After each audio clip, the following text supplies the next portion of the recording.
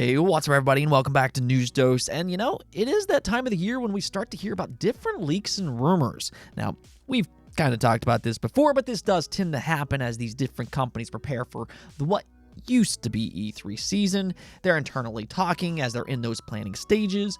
And when you get more people involved like that, that's when these leaks and rumors start to spread. Well, we're now at that point as a few major leaks popped up over the weekend, including a much anticipated third-party game that's apparently also heading over to Xbox.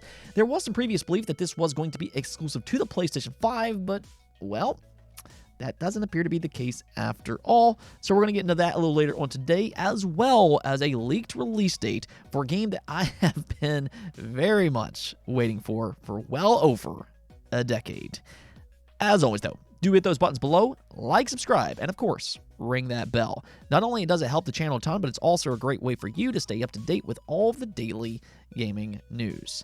With that said, though, let's just go and get right into it, starting off with Planet of Lana. Now, this is one of those day one Xbox Game Pass titles. You gotta love it. It is set to release tomorrow on May 23rd. Now, fans have had their eye on this game pretty much since it was first announced a year or so back, and I mean, clearly you can see why. Planet of Lana is a stunningly beautiful game visually, and it also has some inside vibes to it. So that's an exciting combination on paper. It's definitely one of the better looking independent games planned for 2023, if anything else. But for as anticipated as it is it as good as it looks? Well, the good news here is that reviews are rolling out today, and check it out. Planet of Lana currently has an 84 overall score on Metacritic as of this recording. Now, from what I've seen online, it's a clever puzzle platformer with a meaningful and memorable narrative. It's not necessarily an overly long game at around 4 to 5 hours of gameplay that also fits with inside as well. But just like that game, it's a game that will sit with you well after you put the controller down. So yeah, if you're a Game Pass subscriber, definitely check this game out tomorrow when it releases, or even if you don't have Game Pass, Planet of Lana does appear to be worth the money. You can pick it up on either Xbox or on PC. One thing that I do know, though, is that Game Pass is absolutely killing it right now. I mean, if you look at just the rest of this month alone, you have Planet of Lana, Cassette Beast, and Chicory: A Colorful Tale, all of which are known high-quality day one releases coming out within just a 7-day period. That's crazy, but there's just always something to play for you Game Pass subscribers out there. Moving on, though, the Summer Game Fest is coming up next month on June 8th. Go and mark your calendar for that. And as you'd expect, Jeff Keighley is starting to hype up this event with some new details revealed. Now, I tend to be a little bit skeptical of his hype tours for various different reasons, but one thing that you can kind of count on when it comes to his showcases is that there will be at least a few interesting announcements there, and this year sounds no different. He noted that it'll be yet another 2-hour-long showcase. His events are typically a little bit on the longer side of things, but he continued on to say it'll feature over 40 different publishers, including, interestingly enough, both Xbox and PlayStation. Now, these could be smaller scale announcements considering Xbox and PlayStation have their own showcases planned as well, but they will be here in at least some capacity. Maybe they have a nice surprise in store, who knows, but better yet, Jeff Keighley said he believes the Summer Game Fest has 3 or 4 announcements that will be quote-unquote pretty big for this audience. So if anything else, it looks like there will be some good reasons to tune in to the Summer Game Fest on June 8th. As always, I'll try to recap the best I can, but it seems like the next 30 days or so for gaming is going to be a lot of fun, not just with game releases, but with all these different showcases. Now, speaking of big announcements, though, there is a rumored game that we've been hearing about for a few years now, and that is a new Metal Gear Solid title. More recently, it's been narrowed down to a Metal Gear Solid 3 remake, but rumors date all the way back to 2021, I believe, maybe even 2020, but this has been going on for quite some time. The belief that Konami is making a big return this generation with some major IP like Silent Hill, which has since been confirmed, and then Metal Gear Solid, and also Castlevania. Here's the thing, though. The one common theme with these Metal Gear Solid rumors has been the PlayStation exclusivity. Time and time again, reports have come out claiming that Sony might have their hands in this Metal Gear Solid title. How, though, has kind of been the bigger question. Is this going to be a full-on PlayStation exclusive? Is it going to be timed? Or is something else possibly happening here? Well, it sounds like that might actually be the case here, according to a new report posted up by Tom Henderson over on Insider Gaming. Now, Tom Henderson has a proven track record. As we've seen in the past with several different leaks, Tom Henderson does have legitimate sources, and according to them, Metal Gear Solid 3 isn't a PlayStation exclusive after all. Yep, that's now what we're currently hearing, and you can actually see it here where he wrote, Insider Gaming sources have revealed that the Metal Gear Solid 3 Snake Eater remake will not be a PlayStation exclusive despite the rumors online. The Metal Gear Solid 3 Snake Eater remake is arguably one of Konami's worst kept secrets, with it being understood that the announcement will be made at the PlayStation Showcase as a teaser, not a full gameplay reveal, so that's actually news there. But then he continues on to say, Insider Gaming sources have revealed that Metal Gear Solid 3 Snake Eater remake will release for the PlayStation 5, Xbox Series X and S, and Steam. It's currently unclear if the PlayStation version has some form of exclusive rights with its marketing or potential DLC. Now, if this does actually prove to be true, it's that last part there that could be where the confusion lies.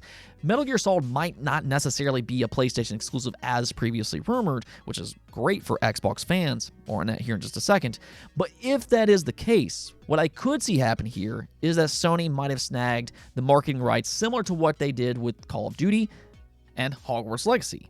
This could maybe explain all of the different Sony rumors that we've consistently heard up to this point, and we do know that Sony's very aggressive when it comes to these marketing partnerships. Now, I'm not saying that's what's going to happen here, but just kind of considering all of the different rumors that we've heard up to this point, I wouldn't necessarily be surprised about it. Plus, Sony has had some success with this type of stuff in the past. One way or the other, though, I think this is great news for Xbox fans. Previously, it sounded like this game was going to be exclusive for PlayStation, probably going to be PC as well, but for as big of a game as this is, it's good to know that it sounds like it will also be coming over to Xbox as well, and you won't have to wait. So regardless if it has exclusive marketing rights or anything like that, this is good news, I would say, for Xbox fans. Now, do keep in mind that this is still only a rumor, though, but if anything else, we might not have to wait all that long for a more official announcement. Do keep an eye on that PlayStation Showcase later this week, where we might get a more official announcement. Now, that wasn't the only exciting leak to make waves this weekend, as we also got an update for Alan Wake 2. Now, this is genuinely one of my most anticipated games for 2023, as the original was one of my absolute favorite games to come out during the PS360 generation. Now, we did get some remasters later on, but here we are 13 long years later, and it currently sounds like they'll finally release the sequel this October. This is according to, interestingly enough, the voice actor for Alan Wake himself.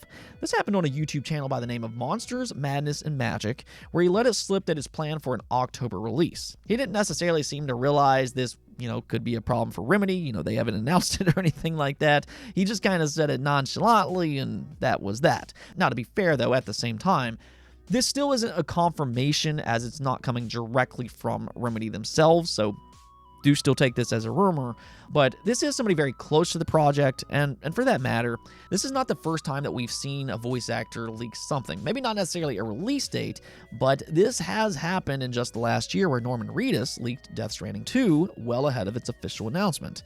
So could the voice actor for Alan Wake possibly know something about the release for the next game? It's not an unimaginable scenario. I'd still take it with a grain of salt, but at the same time, an October release does seem kind of fitting here. If you look at the Alan Wake Remastered as an example, they released that game on October 5th, 2021. And one reason that this month makes a lot of sense is because it fits the theme of Alan Wake itself. It is the spooktacular month of October, where a lot of these horror games release. The sequel's also supposedly looking to ramp up those horror aspects. So yeah, I think October is very fitting here, so long as it doesn't get delayed. Now, who knows with that type of thing, but I think we will at the very least hear something a little bit more official here soon. They have repeatedly noted that Alan Wake 2 is set for 2023, and as long as that holds up, with all of these different showcases in the next couple months, there's a good chance that the sequel will show up sooner rather than later. Now, we do have one last topic to quickly go over here, and this is kind of an extension on what happened last week. Previously, Microsoft announced that Xbox games will be available to play through GeForce Now starting on May 25th. Now, this is a great way for them to show tangible proof that they're supporting other cloud-based gaming providers out there before the acquisition of Activision Blizzard completes. Of course, they signed contracts that they would support these providers, so it was expected to happen eventually, but the important part here is that Microsoft isn't waiting around for the Activision Blizzard acquisition to complete. They're getting ahead of the game here, which further hurts the FTC's and the CMA's case. I think that's the ultimate goal here. It's very hard to argue against Microsoft when they're both giving gamers more choice and they're benefiting competition, just as they claimed they would do with the Activision Blizzard buyout. Well, that continues on today as they just announced Xbox games will be available on Boosteroid's cloud gaming service starting on June 1st. You can see here they say, we're continuing to deliver on our promise to bring high-quality, immersive PC games from Xbox Game Studios and Bethesda to more people in more ways. Today, we're announcing that Deathloop, Gears 5, Grounded, and Pentiment will be available to play for Boosteroid members beginning June 1st. This is another step to ensure players worldwide have access to great content on their terms. Now, do keep in mind that you do have to purchase these games to play, but if you purchase them on either the Steam Store or the Epic Games Store, you will have access to play them on Boosteroid service again starting June 1st. Support will also be added to the Microsoft Store later on.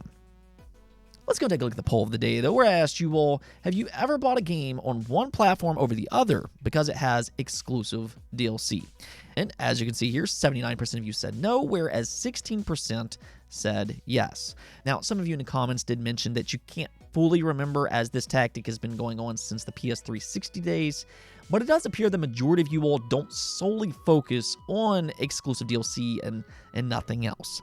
Somebody else also pointed out that performance plays a huge factor in their decision-making, and I do think that that's a good point made if there's any kind of performance gap that could negate exclusive content. At the same time, though, even if a small portion chooses one platform over the other because of exclusive content, that might actually make it worth it for these platform holders, especially as the expectations for an individual title rises.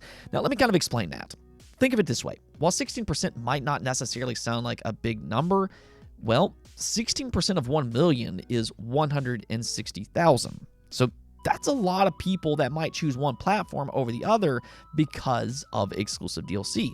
Take a look at Hogwarts Legacy as an example. This being a mega hit here, that 16% suddenly becomes very noteworthy. 16% might not sound like a lot on the surface, but that game so far has sold 15 million copies worldwide and still counting. So hypothetically, if we're to assume this 16% number would apply to that game, that would mean that 2.4 million people chose Hogwarts Legacy on the PlayStation 5 as opposed to other platforms because of its exclusive DLC. Again, that is a lot of people, which is exactly why these platform holders seek these kind of partnerships, especially with games expected to have a lot of success, games that are expected to sell millions upon millions of copies. That small portion then becomes very, very significant. Anyways, though, that's it for this episode. But if you liked the video, don't forget the bell notification and subscribe button for more content just like this. Also, if you'd like to support the channel through Patreon, thank you for making this content possible. Peace out.